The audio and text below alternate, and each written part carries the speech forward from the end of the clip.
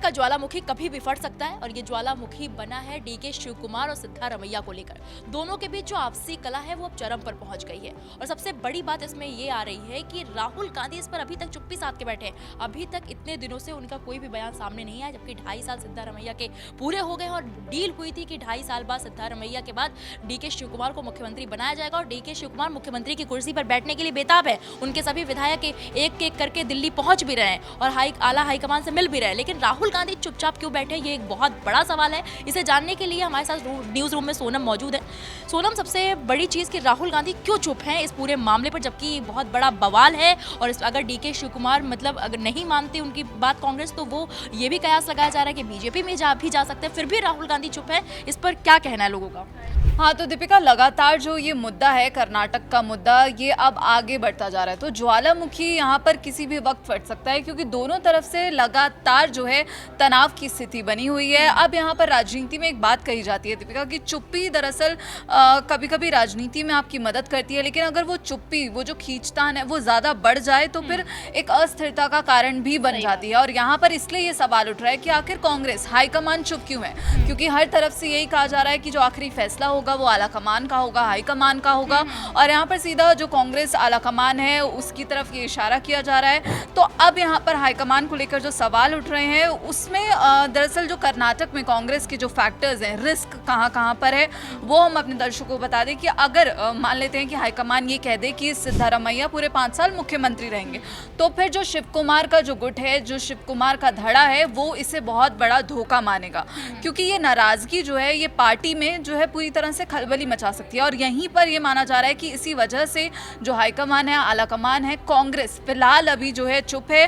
और अगर हाईकमान ये संकेत दे कि सत्ता परिवर्तन होगा, तो फिर सिद्धारमैया के जो समर्थक हैं उनमें जो है यहाँ पर तनाव देखने को मिल सकता है, बेचैनी बढ़ सकती है। यानी कि एक नेता को खुश करने के चक्कर में दूसरे को नाराज करने का जो जोखिम है यहाँ पर, वो अभी कांग्रेस उठाती हुई नहीं दिख रही है।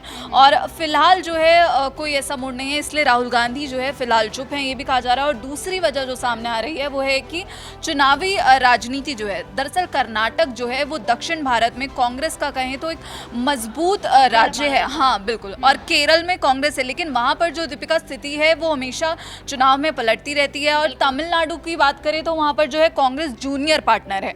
और तेलंगाना में लंबे अरसे के बाद जो है वहाँ पर सत्ता कांग्रेस को मिली। ऐसे में कर्नाटक जो है कांग्रेस के लिए सिर्फ एक राज्य नहीं है, बल्कि दक्षिण भारत में जो उसका एक ईंधन है, एक ग्रोथ इंजन है।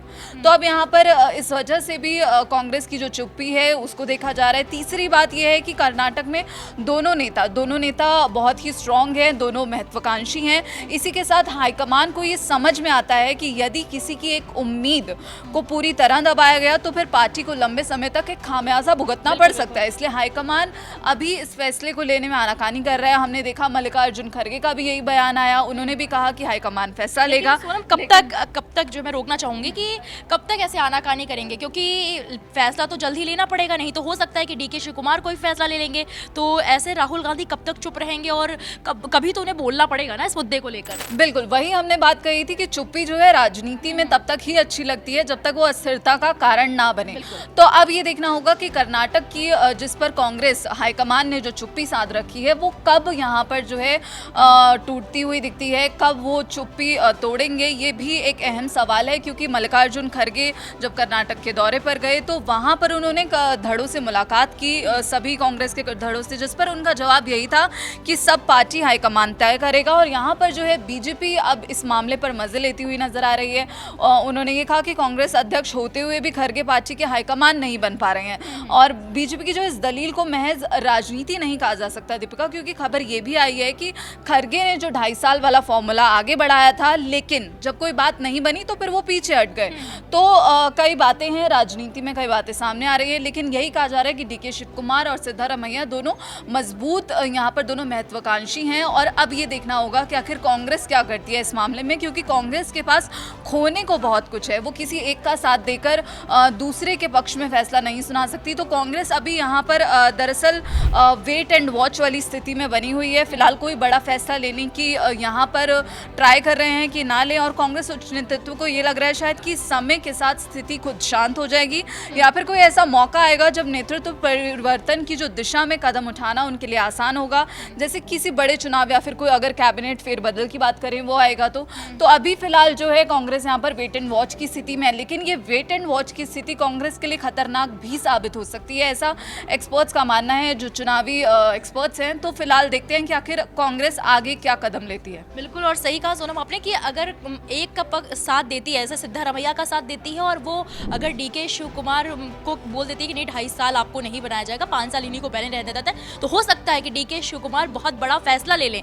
और हो सकता है ये भी कहा सका जा रहा है कि वो दल बदल सकते हैं या फिर कुछ भी कर सकते हैं, क्योंकि उनके पास भी विधायकों का जो है एक गुट है, उनके साथ भी लोग हैं। और अगर सिद्धारमैया को, वैसे तो देखा जाए सिद्धारमैया के बीच नाराजगी नहीं होनी चाहिए, क्योंकि सिद्धारमैया को पहले ही बता दिया गया था, उनके पास तो तय था ये चीज़ कि 2.5 साल बाद आपको जो है आपको सत्ता से हटाया जाएगा और मुख्यमंत्री उनको डीके शिव कुमार को बनाया जाएगा। लेकिन अब देखना यह है कि कब आला हाईकमान जो है यानी कि राहुल गांधी कब अपनी इस पूरे मुद्दे पर चुप्पी तोड़ते हैं। और दीपिका, इसी बीच ये भी समझना होगा कि सिद्धारमैया और शिव कुमार में से आखिर किसका पलड़ा भारी है, क्योंकि यहाँ पर दोनों ही एक दूसरे को कंपटीशन देते हुए नजर आ रहे हैं।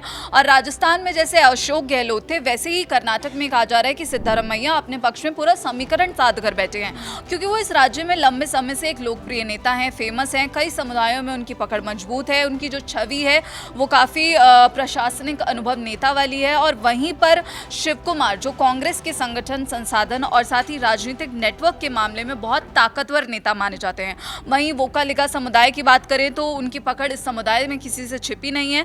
पार्टी को वापस सत्ता में लाने में उनका जो योगदान है वो कांग्रेस का कोई भी नेता यहाँ पर नजरअंदाज नहीं कर सकता।